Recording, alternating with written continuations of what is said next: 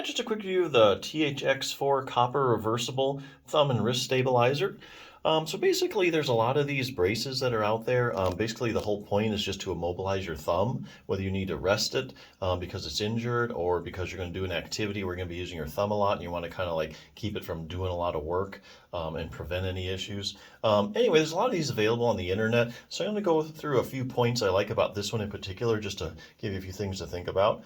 The first one is that I like that it's a breathable material, which is really important because if you are going to wear the brace a lot, especially in the summer when it gets hot, you can start to sweat in these braces. And so, if you start to sweat, then the brace material starts picking up, sweat, then it starts to smell, then you get about washing it and all that kind of stuff.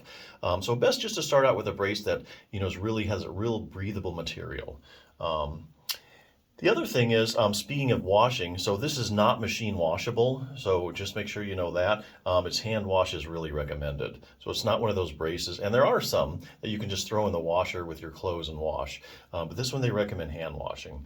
The other thing I like about this one is that it is for the right and left hands, so it's kind of, you can use it for either one, which is good because you may be having trouble with, like, let's say, your right hand, so you want to use that, and maybe later on down the road you have trouble with your left thumb, but then you got to go out and buy another left-handed brace. Not so with this one, so you can use it with either your right or your left hands.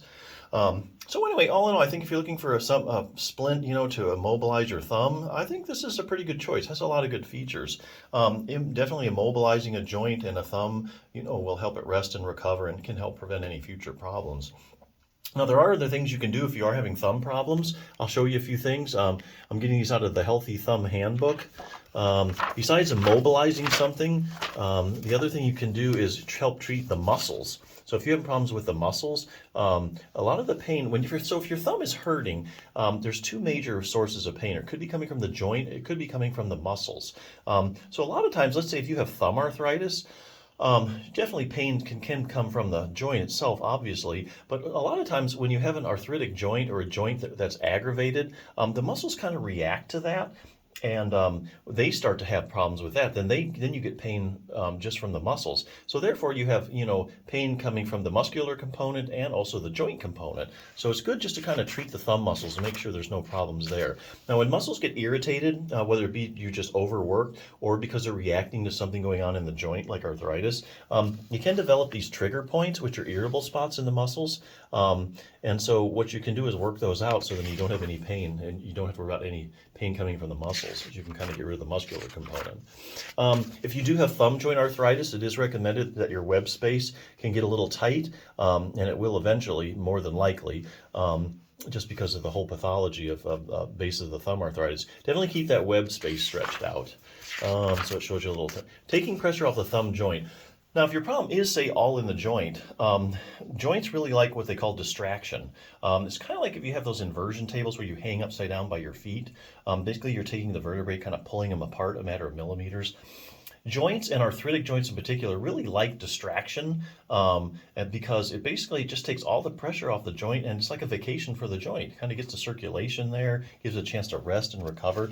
So there's a technique you can use in standing. You also do that in sitting to gently distract the thumb joint and help that. Also stretches out the thumb joint as well.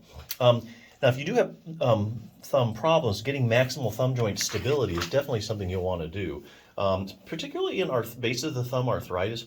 Well, first of all, if you're just overusing your thumb and you're just using it a lot, you want to make sure you have really good stability in that joint, because what happens is it can kind of get stretched out. You can get excessive motion in the joint for one reason or another, whether because the cartilage breaks down or you get ligamentous laxity. So you can get excessive motion in the joint, but you can take up that slack in the muscles because the muscles can give you a lot of stability as well.